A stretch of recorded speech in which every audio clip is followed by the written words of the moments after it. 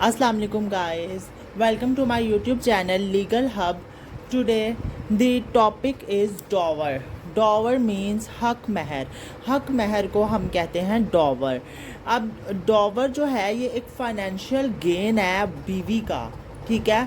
मालियाती या कह लो आप, जो एक बीवी को पैसे एक मॉनेटरी फॉर्म में जो उसको दिए जाते हैं वो उसको कहते हैं डॉवर. अब ये जो हस्बैंड होता है वो इंटाइटल्ड होता है अपनी बीवी को ये पैसे देने का by virtue of his marriage, अपनी शादी के वजह से, ठीक है. जो उन दोनों में शादी हुई है उसकी वजह से जो हस्बैंड है वो इंटाइटल्ड है कि उसने अपनी बीवी को हक महर देना है. अब वो कहते हैं कि जो इस्लाम से पहले अरब में क्या होता था, दो तरह की शादियाँ होती थी, बीना मैरिज और एक होती थी बाल मैरिज.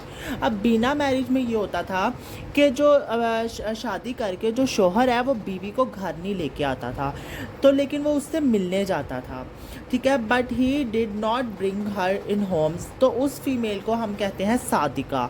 अब सादिका का मतलब है सदक. ये सदक से लिया गया है कि गिफ्ट टू वाइफ, ठीक है. उसके बाद है सदक उसको दिया जाता है जो कि गिफ्ट टू वाइफ है. उसके बाद है बाल मैरिज. बाल मैरिज में क्या है, जो शोहर है वो बीवी को घर लेके आता है और हस्बैंड जो है वो डॉवर उसको देता है, हक महर देता है, लेकिन बीवी के माँ बाप को, पेरेंट्स को, बीवी को नहीं.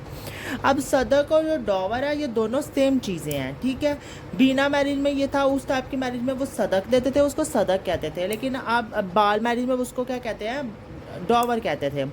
अब जस्टिस महमूद कहते हैं कि डॉवर अंडर मोहम्मदन लॉ क्या है कि ये एक सम ऑफ मनी है या फिर कोई और प्रॉपर्टी भी हो सकती है जो शोहर अपनी बीवी से वादा करता है उसको देने का कि वो उसको देगा, ठीक है, इन कंसिडरेशन ऑफ मैरिज, ठीक है, उसके शादी के इवज़.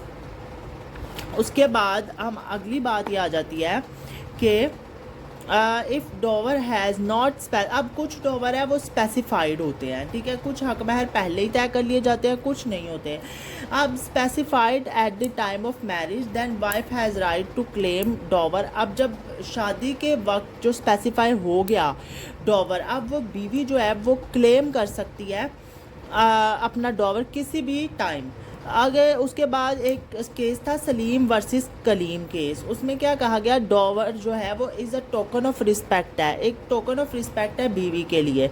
आगे फतवा आलमगीरी में अब्दुल रहीम ने क्या कहा, डॉवर is not consideration in modern sense but an obligation. डॉवर जो है वो एक ऑब्लिगेशन है इम्पोज्ड बाय लॉ, जो लॉ की तरफ से शोहर पे लगाई गई है, एक पाबंदी है कि उसने जो है वो डॉवर अपनी बीवी को देना है as mark of respect of wife, बीवी की रिस्पेक्ट में, ठीक है. ये उसका मार्क ऑफ रिस्पेक्ट है. आगे अमाउंट ऑफ डॉवर ऑक्सफोर्ड बुक में बताए गए हैं कि हनफी स्कूल जो है वो उनके अकॉर्डिंग 10 दिरहम है, मालकी स्कूल के अकॉर्डिंग 3 दिरहम है, और शिया स्कूल जो है या शाफी उन्होंने स्पेसिफाइड नहीं है वहाँ पे, ठीक है. और जो 1 दिरहम है वो 2.97 ग्राम ऑफ सिल्वर होता है.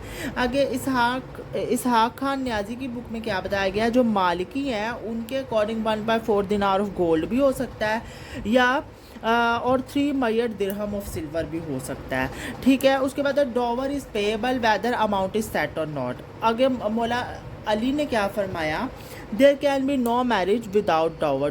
हक महर के बगैर कोई शादी नहीं है.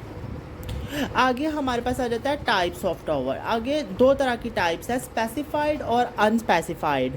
अब जो स्पेसिफाइड हैं उनको हम अल महर अल मुसम्मा कहते हैं, और जो अनस्पेसिफाइड है उन्हें महर अल मिथल कहते हैं, ठीक हो गया. अब जो स्पेसिफाइड है उनकी फिर 2 टाइप्स है, प्रॉम्प्ट यानी मुअज्जल और डेफर्ड गैर मुअज्जल. अब मैं इसकी भी आपको एक्सप्लेनेशन बताऊंगी. सबसे पहले हम स्पेसिफाइड पे आ जाते हैं. स्पेसिफाइड क्या है, महर is fix at the time of marriage. शादी के वक्त जो है महर जो है वो फिक्स कर लिया गया. उसके बाद जो काजी साहब हैं उन्होंने जो सारी ये सेरेमनी है और उसके बाद जो सारा वो जो निकाह नामा है उसके अंदर रजिस्टर में ये एंटर कर लिया. और उसके अलावा अगर कोई कंडीशंस है जो कि लोग लिखवाते हैं, ठीक है, कोई उन्होंने कॉन्ट्रैक्ट किया है तो वो भी उस रजिस्टर में लिख लिया जाता है. तो इस प्रोसेस को क्या कहते हैं, कबीनामा, ठीक हो गया। इस प्रोसेस को हम कहते हैं कबीनामा। उसके बाद आ जाता है it may be fixed at time of marriage और लेटर। उसके बाद है इफ़ अगर जो लड़का है वो माइनर है तो उसका बाप जो है वो उसके बिहाफ पे हक महर देगा।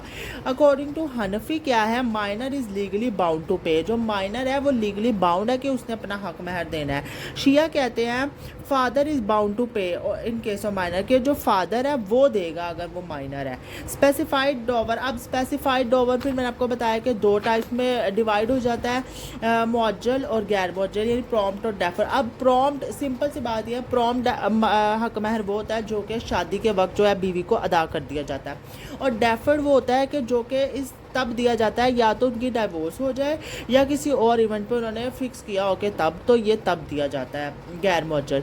अब अनस्पेसिफाइड जो है उसे हम प्रॉपर डॉवर भी कहते हैं। अनस्पेसिफाइड में क्या आ जाता है, सच ये वो टाइप है डॉवर की which is fix with the reference of social status of wife, या उसके पर्सनल क्वालिफिकेशन या उसका सोशल स्टेटस देख के जो फिक्स किया जाता है वो अनस्पेसिफाइड होता है। अब ये कैसे डिटरमिन किया जाएगा, उसके वो उस सोसाइटी के कस्टम्स को देख के, या फिर उसकी पर्सनल लड़की की स्किल या क्वालिफिकेशन देख के मर्द की, या उसका सोशल स्टेटस देख के, या फिर उसका सोशल उसकी पोजीशन देख के, या फिर सोशल बीवी का सोशल स्टेटस देख के जो है ना ये डिटरमिन किया जाता है।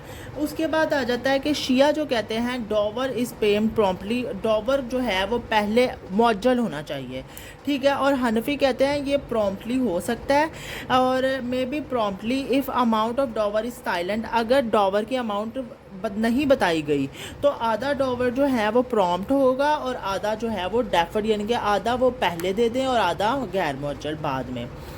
उसके बाद अब आगे हमारे पास एक सवाल आ जाता है, how can make contract of डॉवर on behalf of minor. Minor के बिहाफ पे कौन कॉन्ट्रैक्ट करेगा, ठीक है, डॉवर का।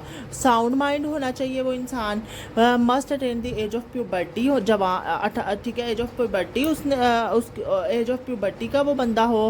उसके बाद पार्टीज़ ऑफ मैरिज, मैरिज की पार्टीज़ में हो उसका, या एजेंट हो सकता है, गार्डियन हो सकता है, एजेंट ऑफ गार्डियन हो सकता है।